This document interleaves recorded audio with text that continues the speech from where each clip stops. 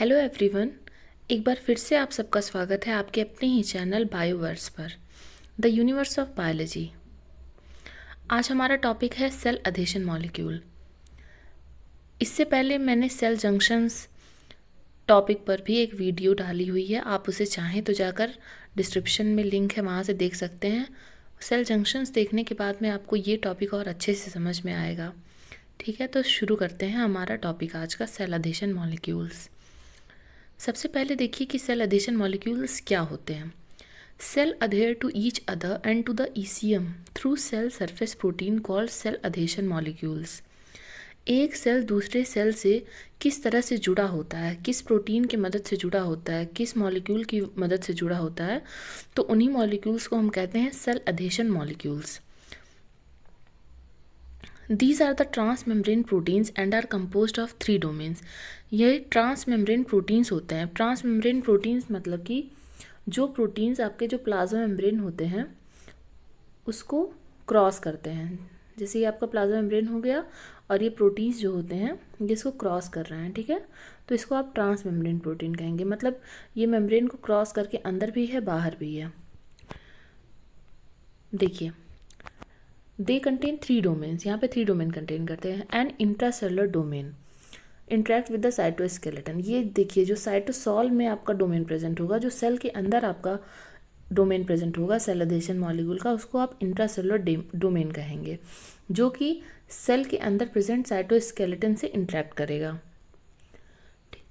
उसके बाद में है ट्रांसमेम्ब्रेन डोमेन। ये जो प्लाज्मा मेम्ब्रेन के बीच में पड़ता है डोमेन, इसको ट्रांसमेम्ब्रेन डोमेन कहते हैं।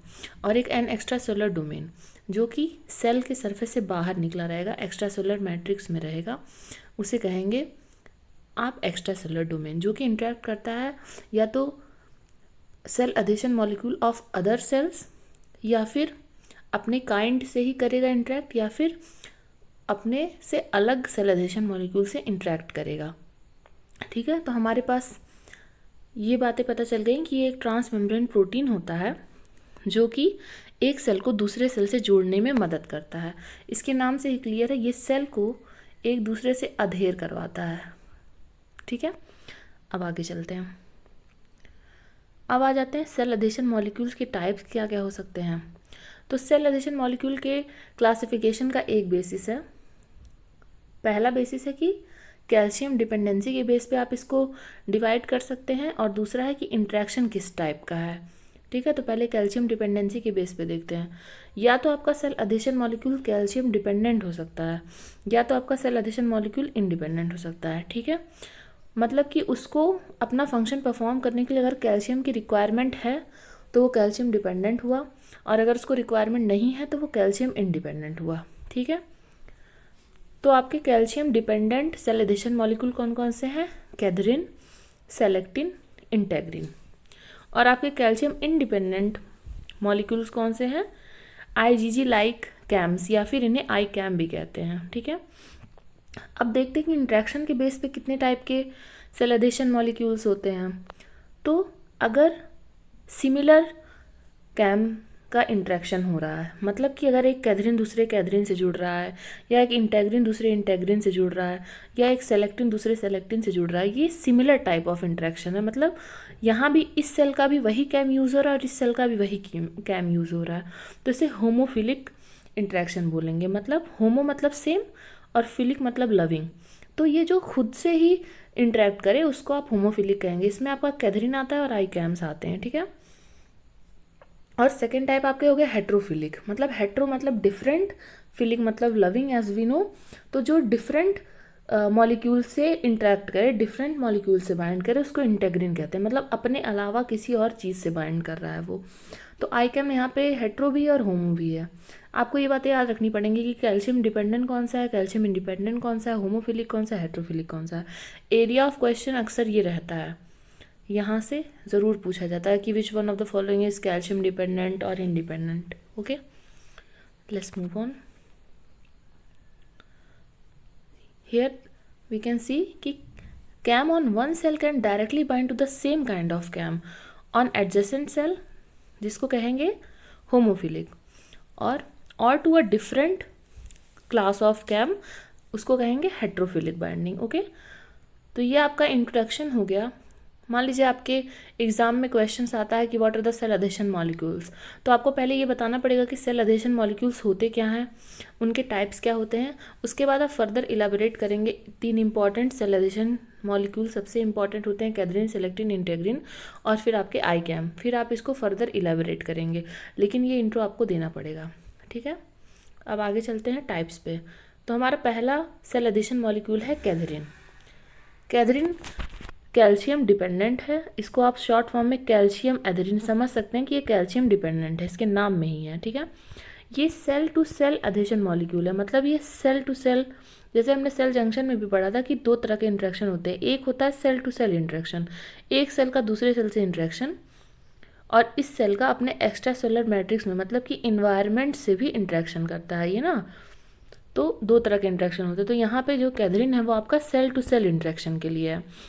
These are large family of glycoproteins that mediates calcium dependent cell adhesion and transmit signals from ECM to cytoplasm। ठीक है, तो यहाँ पे सेल adhesion भी हो रहा है और सिग्नलिंग भी हो रही है ECM से साइटोप्लाज्म तक की। ठीक, अब आपका present in form of dimer और ऑलिगोमर, ये या तो डाइमर में प्रेजेंट होगा या तो ऑलिगोमर के रूप में प्रेजेंट होगा। एक्स्ट्रा सेलुलर पार्ट क्या कंटेन करता है, जैसे हमने ऊपर पढ़ा है कि इसमें 3 पार्ट होंगे, एक्स्ट्रा सेलुलर पार्ट होगा, ट्रांसमेम्ब्रेन पार्ट होगा, और आपका इंट्रासेलुलर पार्ट होगा। तो यहाँ के एक्स्ट्रा सेलुलर पार्ट में आपके क्या कंटेन करता है, ये 5 एक्स्ट्रा सेलुलर कैथरीन डोमेन होते हैं, रिपीटेड डोमेन्स होते हैं, ये एक्स्ट्रा सेलुलर पार्ट में होता है, जो कि एक एक डोमेन आपका 100 अमीनो एसिड को कंटेन करता है। सबसे पहली बात हमने यहाँ देखा कि कैथरीन क्या है, ये ग्लाइकोप्रोटीन है। ठीक है, और फिर देखा कि इसके एक्स्ट्रा सेलुलर स्ट्रक्चर में 5 कैथरीन डोमेन पाए जाते हैं, जो कि एक डोमेन जो है आपका 100 अमीनो एसिड का बना है। डायग्राम पे चलते हैं, उससे ज़्यादा क्लियर हो जाएगा। देखिए ये डायग्राम देखिए आप, ये डायग्राम देखिए, ये आपका एक्स्ट्रा सेलुलर पार्ट है कैथरीन का। यहाँ पे देखिए ये रिपीटेड कैथरीन डोमेन्स है, यहाँ पे देखिए 5 डोमेन्स प्रेजेंट हैं। ठीक, ये आपका ट्रांसमेम्ब्रेन पार्ट है, ये जो यहाँ प्लाज्मा मेम्ब्रेन में जो एम्बेडेड पार्ट है ये आपका ट्रांसमेम्ब्रेन पार्ट है, और ये आपका जो साइटोसोल में है ये आपका इंट्रासेलुलर पार्ट है। ओके, चलिए देखते हैं आगे।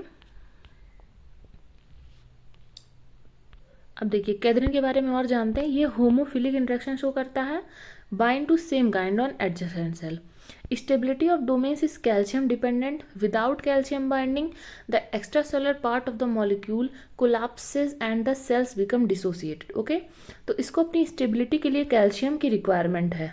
अगर कैल्शियम नहीं प्रेजेंट होगा तो जो एक्स्ट्रासेलुलर पार्ट है, जो डोमेन्स आपने अभी देखे, वो सारे कोलैप्स हो जाएंगे और सेल डिसोसिएट हो जाएंगे। Okay, calcium forms bridges between successive domains of given molecule.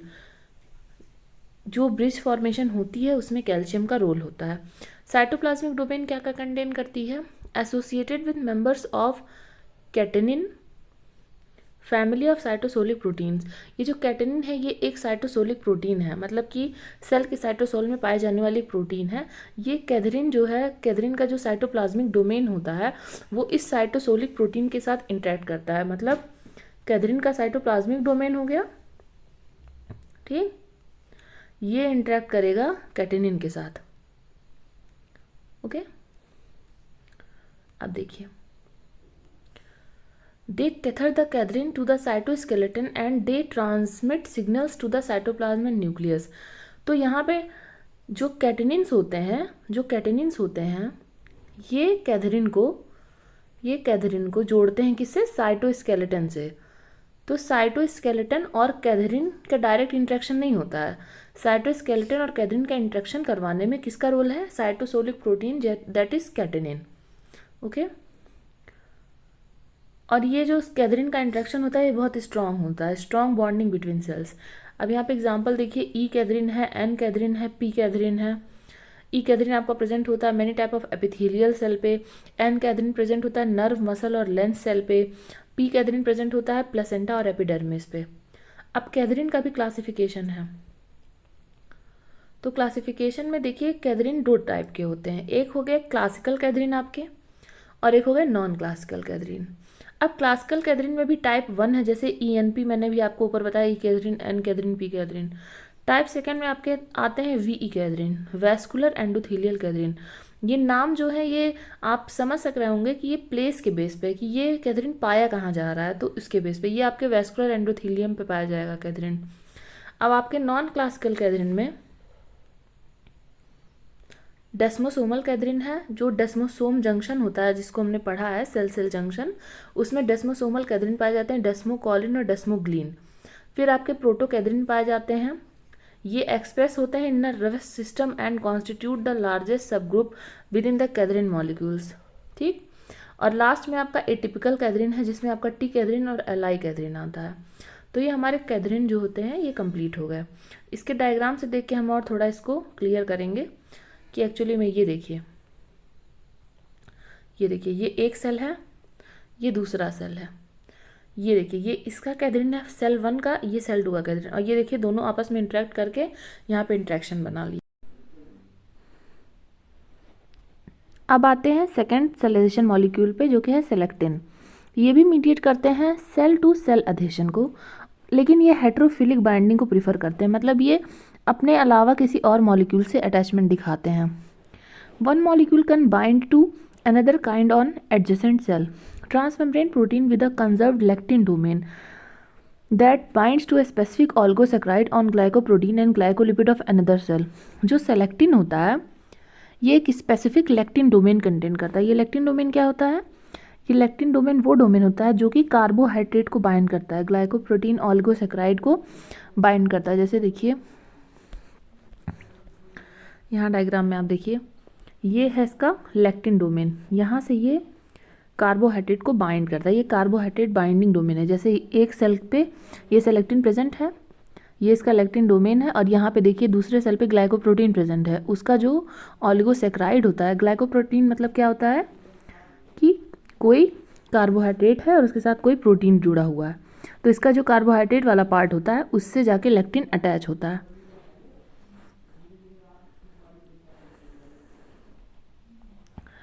Lectin क्या होते हैं? कार्बोहाइड्रेट बाइंडिंग प्रोटीन होते हैं। तो सेलेक्टिन पजेस करता है स्मॉल साइटोप्लाज्मिक डोमेन, इसका साइटोप्लाज्मिक डोमेन स्मॉल होता है, a single membrane spawning domain and a large extracellular segment, मतलब इसका एक्स्ट्रासेलुलर जो पार्ट होता है, सेल के बाहर वाला पार्ट, वो बहुत बड़ा होता है। Recognition of sugar chains by lectin in the extracellular matrix is important in many developmental processes and in cell cell recognition. ये जो होता है ये भी कैल्शियम डिपेंडेंट होता है और अधेसिव फंक्शन कैरी करता है, हेट्रोटिपिक बाइंडिंग होती है इसकी, ठीक है, जैसे हमने देखा। फंक्शन क्या है? मीडिएट करता है transient interaction between circulatory leukocyte and vessel walls at sites of inflammation and clotting. ये सिग्नलिंग में बहुत मदद करता है, जो सेलेक्टिन होता है आपके सिग्नलिंग में बहुत मदद करता है। कैसे? ये ल्यूकोसाइड के साथ अटैच करता है साइट ऑफ इन्फ्लेमेशन पे, और ब्लड क्लॉटिंग जहाँ पे होनी होती है वहाँ पे सेलेक्टिन का सिग्नलिंग चलता है। आगे चल के मैं आपको इम्यूनोलॉजी के लेक्चर्स में हमारे प्रोवाइड करवाए जाएंगे, वहाँ पे आप कॉम्प्लीमेंटेशन सिस्टम पढ़ेंगे, तो वहाँ पे आपको इसका रोल अच्छे से समझ में आएगा। They collaborate with integrins which strengthen the binding of the blood cells in the endothelium, ठीक है। तो इसका फंक्शन भी हमने समझ लिया। अब टाइप्स देखते हैं सेलेक्टिन के। यहाँ पे पी सेलेक्टिन, ई सेलेक्टिन और एल सेलेक्टिन। अगेन ये जो सेलेक्टिन का क्लासिफिकेशन है ये बेस्ड ऑन द प्लेस है जहाँ पे ये पाए जाते हैं, ठीक है। तो पी सेलेक्टिन आपका ब्लड प्लेटलेट्स पे पाया जाता है या फिर एंडोथेलियल सेल्स पे पाया जाता है। ई सेलेक्टिन भी आपका एंडोथेलियल सेल्स पे पाया जाता है, और एल सेलेक्टिन आपका ल्यूकोसाइट पे पाया जाता है। अब सेलेक्टिन का स्ट्रक्चर देखते हैं। ये देखिए यहाँ पे आप देख सकते हैं, ये देखिए ये इसका लेक्टिन डोमेन है, ये इसका एक्स्ट्रासेलुलर डोमेन है, और ये देखिए साइटोसोलिक डोमेन कितना छोटा सा है, जैसे कि हमने वहाँ पे देखा। ये रिपीटिंग यूनिट्स होती हैं, ये देखिए ये एक्स्ट्रासेलुलर रिपीटिंग यूनिट्स हैं, जैसे कैथरीन में थी ना वैसे ही इसमें भी हैं। यहाँ से आके ग्लाइकोप्रोटीन बाइंड करता है इस लेक्टिन डोमेन के द्वारा। यहाँ पे और इजीली आप समझ सकते हैं। ये इसकी साइटोप्लाज्मिक टेल हो गई, ट्रांसमेम्ब्रेन डोमेन हो गया, कंसेंशुअल रिपीट्स मतलब एक ही जैसे रिपीट्स हैं कई सारे, और ये इसका लेक्टिन हो गया। तो यहाँ इस पार्ट में, इस लेक्चर में हमने 2 सेल एडेशन मॉलिक्यूल्स कवर किए, कैथरीन और सेलेक्टिन। अब इसका एक नेक्स्ट पार्ट भी बनेगा, उसमें हम देखेंगे इंटेग्रिन और आईकैम, ये दोनों और सेल एडेशन मॉलिक्यूल्स हैं। और उसके बाद हम एक इम्पॉर्टेंट चार्ट पहले देख लेते हैं, ये चार्ट भी हम नेक्स्ट लेक्चर में एक्सप्लेन करेंगे जब आप इंटेग्रिन और आईकैम मॉलिक्यूल भी पढ़ लेंगे, ठीक है। और जब चीज़ों को आप पढ़ें तो आप उसको डीपली पढ़ने की कोशिश करें, क्योंकि वो आपको मल्टीपल एग्ज़ाम्स में वर्क करेंगी, ठीक है। तो चलिए, तब तक के लिए थैंक यू।